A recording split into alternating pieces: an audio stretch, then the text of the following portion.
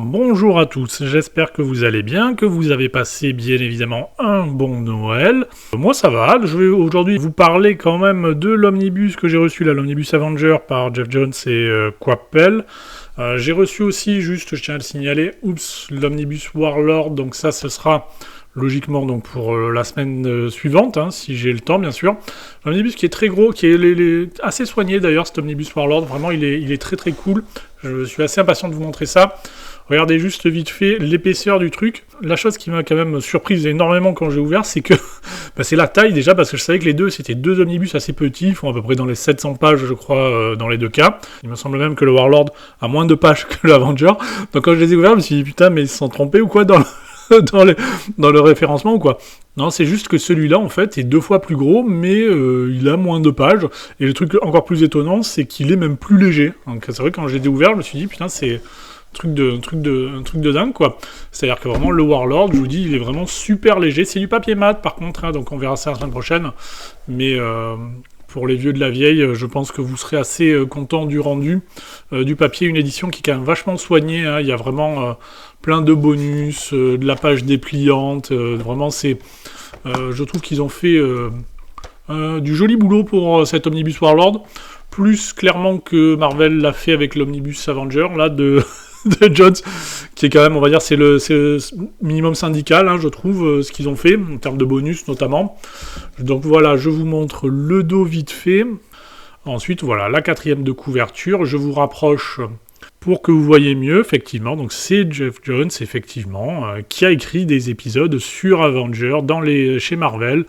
On va retrouver évidemment les épisodes d'Avenger 57 à 84, la mini-série Vision, aussi écrite par Johns, les épisodes de Thor 58, Iron Man 64, ainsi que New Invader 0. Donc ça va être écrit à 80-85% par Geoff Johns, et après il y a quand même les épisodes de Chuck Austin. Je vais vous montrer juste le cartonnage pour que vous puissiez voir. Voilà, donc avec cette illustration du premier arc scénaristique de l'Omnibus, c'est dessiné par Kieran Dwyer, je crois, que moi je n'aime pas trop d'ailleurs, personnellement ce dessinateur, c'est un petit peu compliqué, surtout sans Thor et sans Miss-Hulk. Mais bon, voilà le cartonnage, ainsi que le sommaire. Donc globalement, c'est un run qui est quand même, ça se situe, oui je ne l'ai pas dit chronologiquement, entre le run de Busiek et celui de Bendis, hein, sur les New Avengers, donc c'est vraiment, ça fait la transition. C'est un run que je considère personnellement comme plutôt mineur. Il y a certains bons récits. Il y en a 2 principalement que je trouve très bons. Hein. 2 arcs scénaristiques qui sont très bons. Le 2e et le 3e. Après, la mini-série Vision est sympa aussi, mais sans plus. Mais je vous dis, voilà, il y a 2 arcs principalement qui sont à connaître et à lire, je pense, qui méritent le coup, très clairement. Après, le 1er et le 4e arc de John, je les trouve pas dingue, et le reste, après les derniers épisodes qui sont écrits par Chuck Austin, bon bah c'est Chuck Austin, donc personnellement ça va aller, quoi. Mais ouais, c'est un arc c'est un run que je considère comme relativement mineur, aussi bien pour Marvel que pour Geoff Johns, hein. Je pense que dans les 2 cas, j'imagine que c'est une collaboration qui a pas dû les marquer de manière extrêmement positive, parce que bon, pour les Avengers, c'est évident que c'est pas un run majeur, hein. Je pense que personne peut défendre cette idée. C'est un run qui est quand même beaucoup plus mineur déjà que celui qui lui précède et que celui qui lui succède. Et pour Geoff Johns, pareil, quoi. C'est clair que ça fait pas partie de ses meilleurs comics, hein. Ça, je pense que personne, là encore, pourra vraiment soutenir cette idée. Donc, après, il y a des choses qui sont quand même sympas, hein. Vous allez voir, notamment le 3e arc, là, avec le Red Skull, qui, quand même, je trouve extrêmement bien. Au niveau du dessin, ça va être quand même relativement inégal. Comme vous voyez, ça va changer quand même en permanence. Donc vous avez comme ça, c'est principalement 4 arcs scénaristiques avec Johns, quelques fillers aussi, qui vont assez souvent faire référence à des histoires de violences sexuelles, ce qui est une petite redondance qui va être un peu gênante, je trouve, au bout d'un moment. Enfin, au bout de la 2e ou 3e fois que ça revient, c'est un peu limite. Mais on reviendra aussi principalement, je pense, sur l'épisode avec la guêpe, hein, et Hank Pym, le fameux, qui avait été censuré, enfin, en tout cas refait. Il y a eu la fameuse page, je vous montrerai, qu'on ne trouve plus, hein, celle d'origine, qui était uniquement faite dans la première édition, mais sur toutes les rééditions, elle est modifiée parce que c'était un peu trop, on va dire, explicite, mais bon, il y a beaucoup de choses à dire là-dessus, mais on verra ça en temps voulu.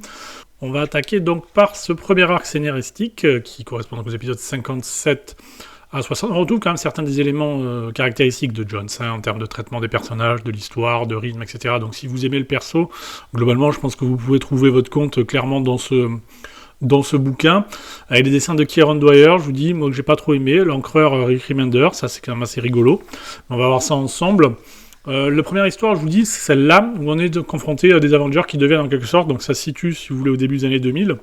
Donc il va y avoir des éléments un petit peu géopolitiques, hein. C'était lié effectivement à ce qui se passait dans les années 90 et 2000, pour les plus vieux, ceux que vous vous souvenez. Donc là, on va retrouver effectivement les Avengers qui vont clairement devenir, en quelque sorte, le bras armé presque des Nations Unies, en quelque sorte. Hein. Ils vont vraiment, tout d'un coup, se mettre à dépendre carrément directement de l'ONU. Donc ça, c'est potentiellement intéressant. Voilà. Moi, ce dessinateur, je suis pas ultra fan. C'est vrai que c'est extrêmement ancré, je trouve, dans les années 90 visuellement. Il y a quand même plein de pages qui sont chouettes, hein, mais il y a quand même, globalement, ça passe. Ça va à peu près, mais c'est vrai qu'il va y avoir parfois certains visages pour moi qui vont être un petit peu compliqués. Mais bon, globalement, ça reste quand même, voilà, visuellement plutôt ok, on va dire, quoi. L'histoire, elle est pas ouf, hein, sincèrement. Ça va être un petit peu expédié, puis il parle des trucs avec l'intermédiaire qui va intervenir, vous voyez, donc ils sont à l'ONU et tout. Bon, il y a tout un délire là-dessus qui est pas inintéressant, hein, mais au niveau du casting, on va retrouver des personnages. Certains qui sont bons, on retrouve effectivement le valet de cœur qui va faire ce qu'il fait de mieux, hein, c'est-à-dire mourir. Non, c'est pas du spoil parce qu'il meurt pas vraiment en fait, quoi. Ils meurent jamais les super-héros chez Marvel. Mais on va retrouver donc effectivement Ant-Man, alors, il y aura aussi Hank Pym, et ils vont avoir une dynamique bien chelou, Ant-Man et le valet de cœur, ils vont s'engueuler en permanence. Donc c'est vrai qu'il va y avoir un petit peu ça, le côté un peu edgy avec des personnages qui sont parfois limite insupportables et qui passent leur temps à s'engueuler. Donc ça va être un peu une récurrence aussi tout au long de ce run. Je vous dis, moi, au niveau des visages, j'ai parfois du mal, comme vous le voyez là pour le Namor, ou pire, la She-Hulk. Alors, c'est peut-être parce que j'ai trop grandi avec les comics de John Byrne et tout, où bon, c'est vrai que tous les persos, ils étaient quand même assez beaux, quoi, assez souriants, assez charismatiques et tout. Et là, c'est vrai qu'il y a plusieurs dessinateurs qui font parfois des persos un peu moches. Vous voyez effectivement la clé, le scorpion, tout ça.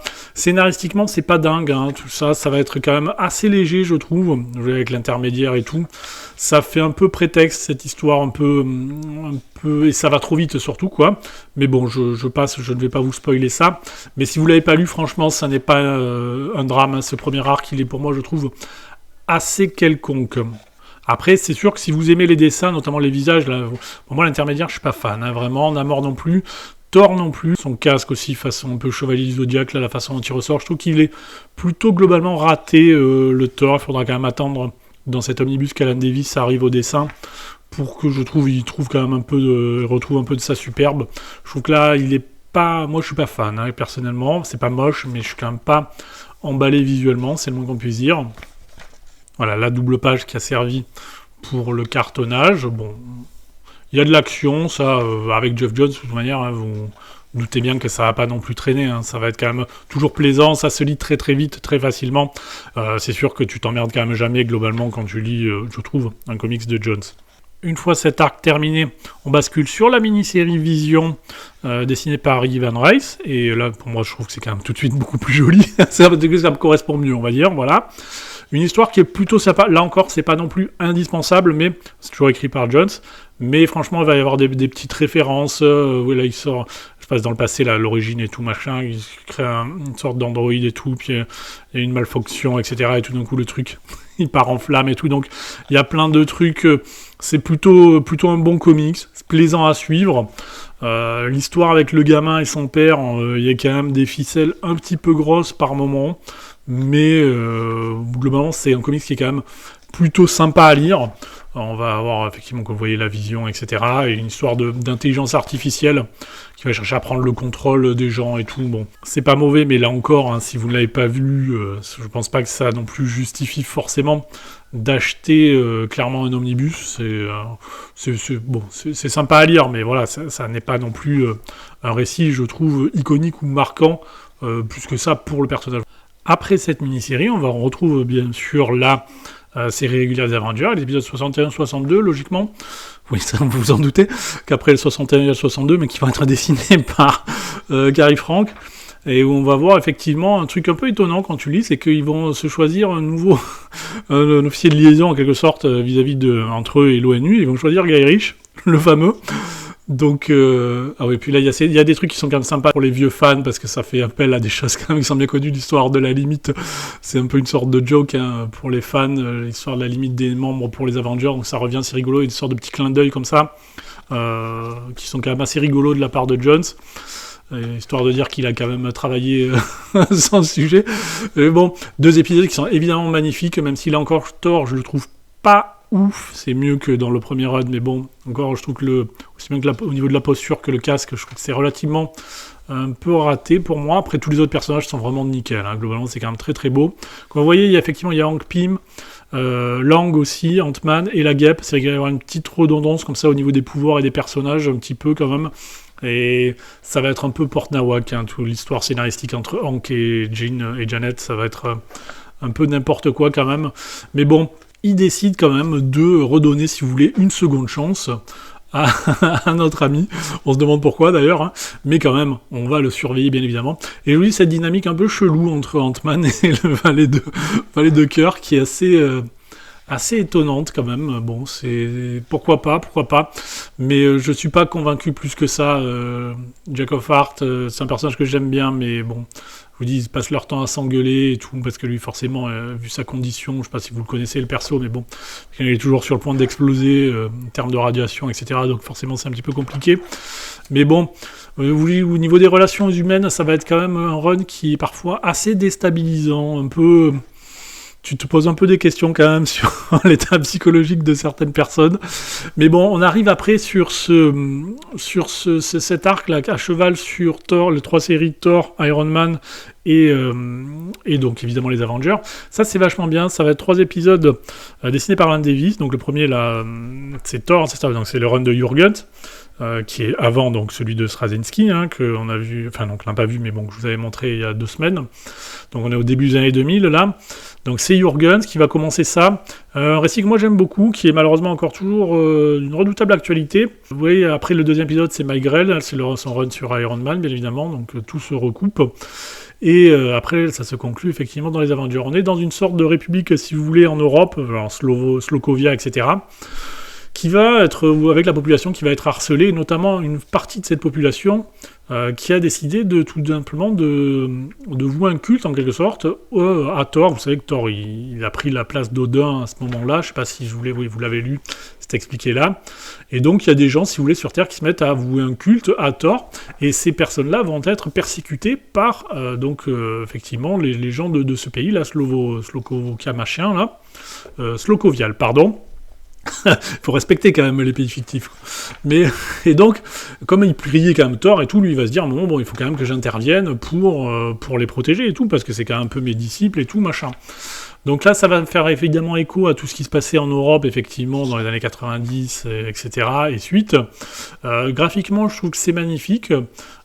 C'est plutôt bien écrit, les dialogues, notamment tout l'aspect un peu politique, parce que si vous voulez, ce pays fictif donc, est proche de la Latvérie. Donc du coup, quand ils réfléchissent à savoir est-ce qu'on intervient ou pas, ils disent oui, mais on va intervenir pour protéger les gens, mais en même temps, si vous voulez, là il le dit très bien d'ailleurs Jurgens, oui, mais la Latvérie, Doom, il a toujours considéré comme ça, comme une zone tampon, et donc si on intervient là-dessus, ça risque de déclencher potentiellement une réaction de sa part, et potentiellement entraîner, pourquoi pas de 3e guerre nucléaire, mais pas loin, quoi, vous voyez.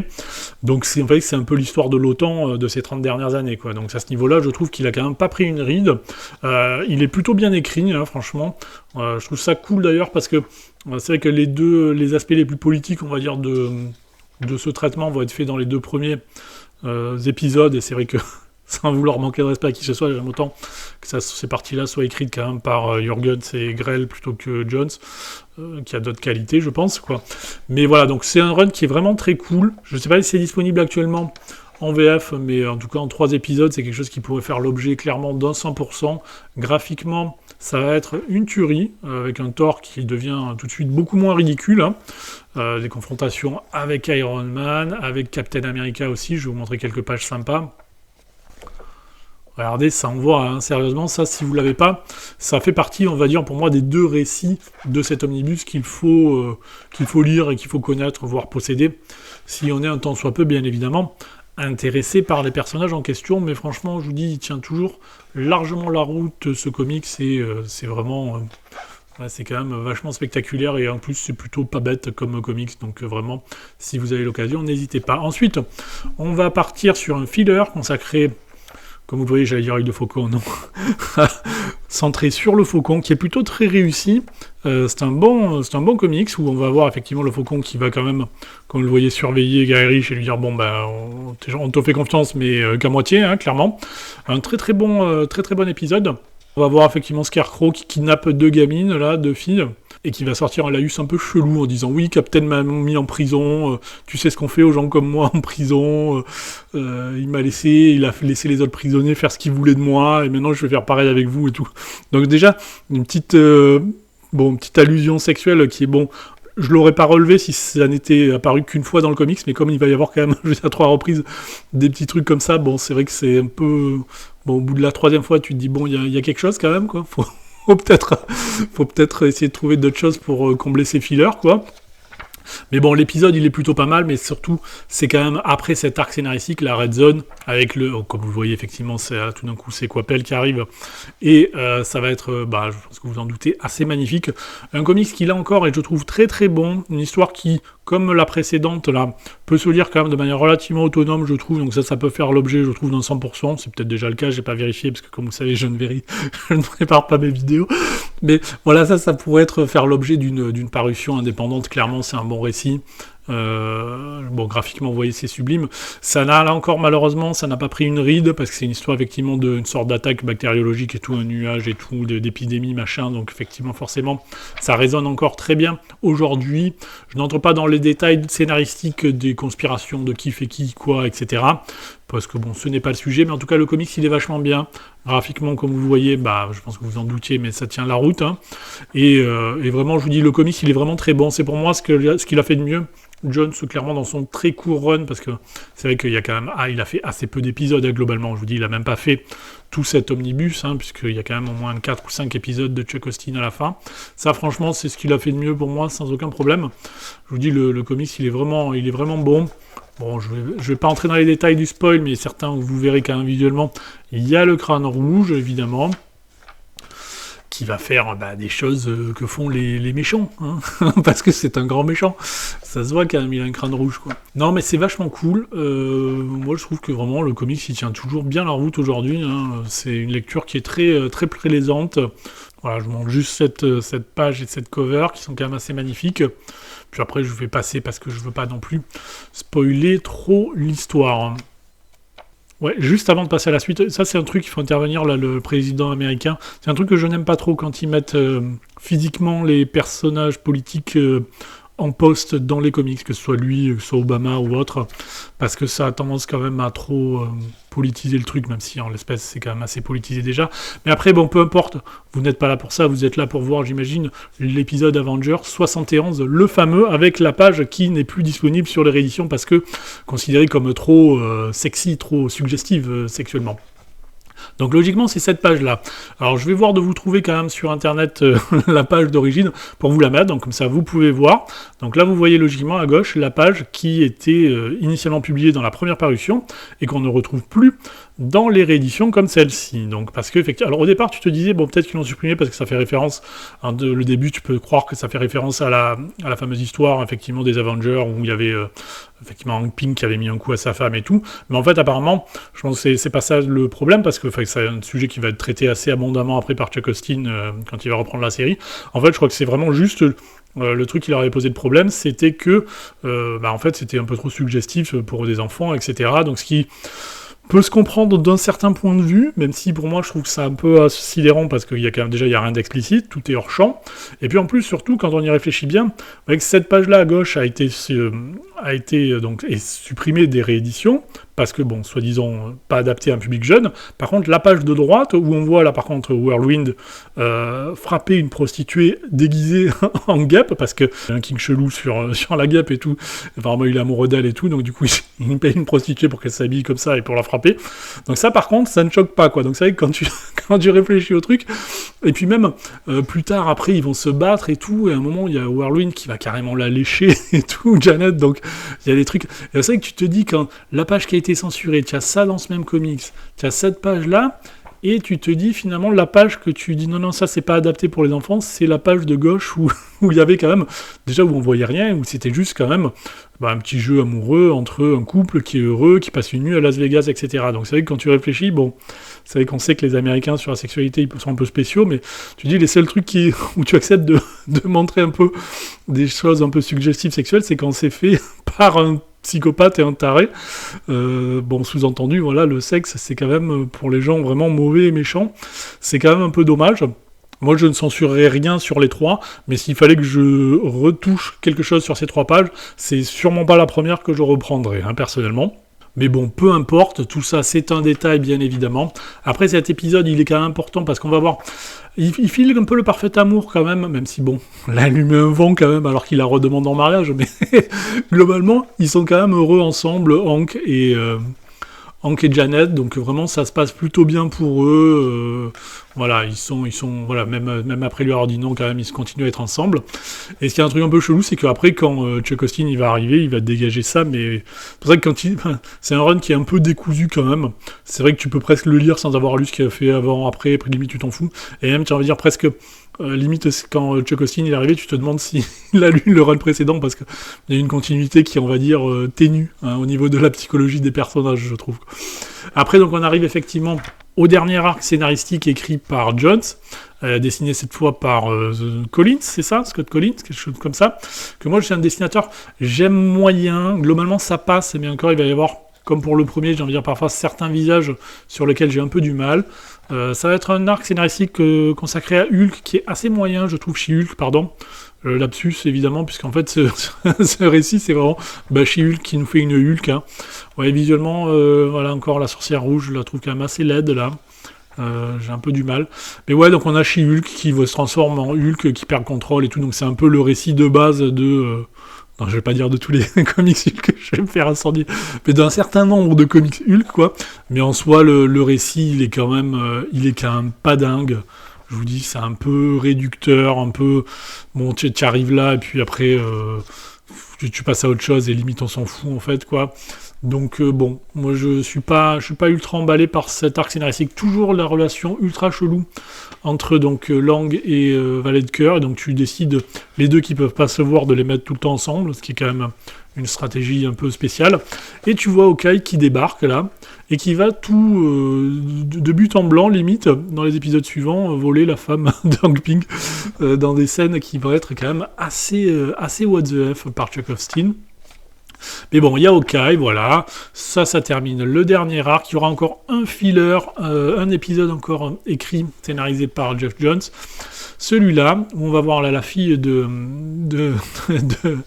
Lang, qui va se faire kidnapper par un type chelou qui, little girl, could you help me, no teacher, avec la main sur l'épaule et tout. Donc je dis, ça me fait un peu chelou quand même, t'es là, limite les 3 fillers qu'on a vus, c'était à chaque fois, il y avait... un type un peu chelou qui voulait abuser sexuellement de quelqu'un, donc bon, ça fait un peu, bon, c'est un peu limite quand même d'utiliser toujours le même truc, surtout un truc quand même un peu edgy comme ça, mais c'est vrai que c'était la période aussi qui voulait qu'on fasse des choses.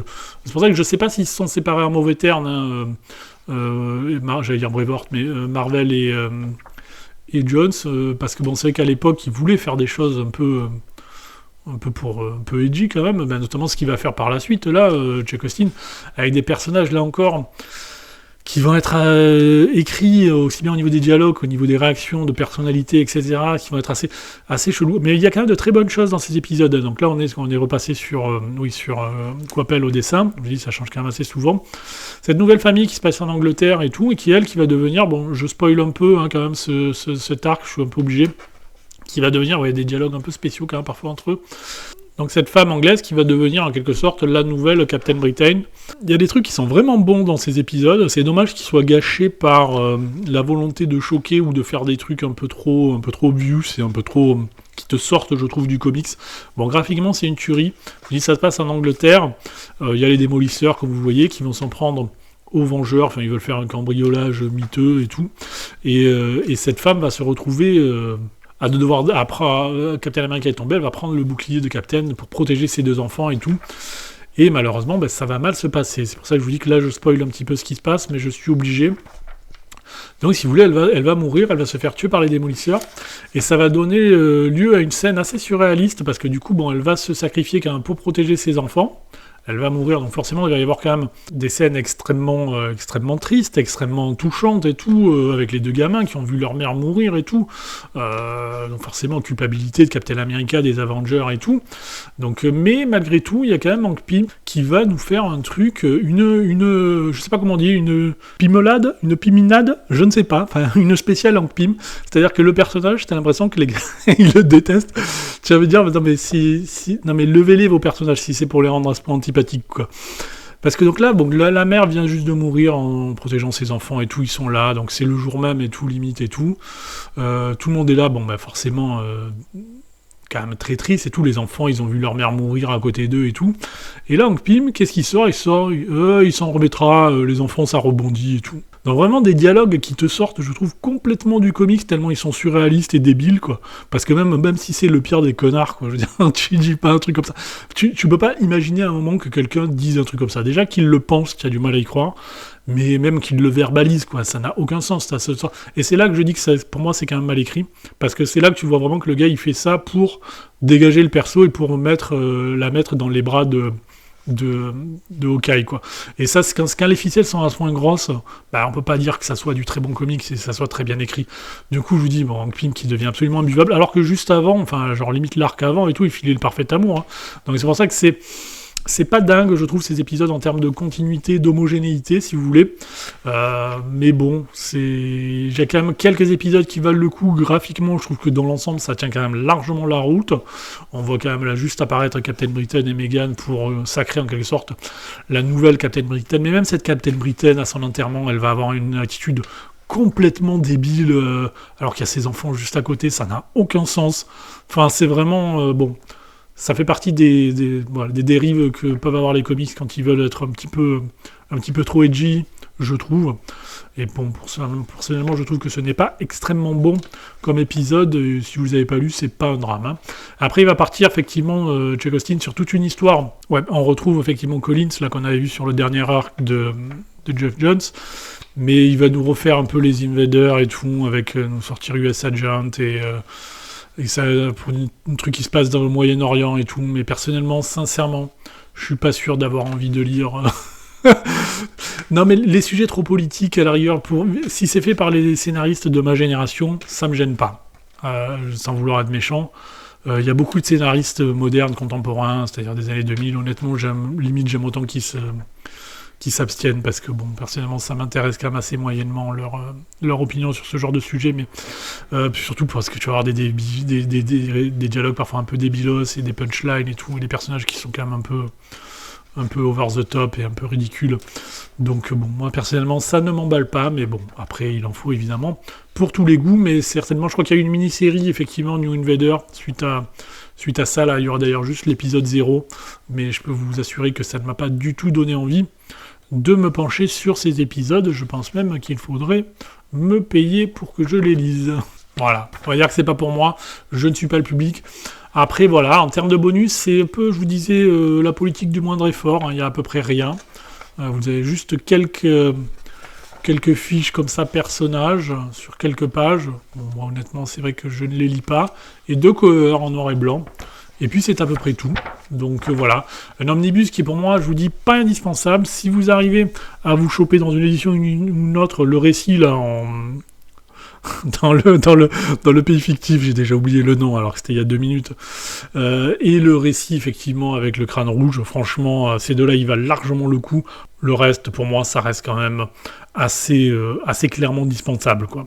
Sur ce, je vous dis, passez un bon week-end, joyeux bon nouvel an bien évidemment, et puis si je suis en état, je vous parlerai le week-end prochain de l'Omnibus Warlord qu'il faut que je lise de ce pas. Sur ce, à plus tout le monde.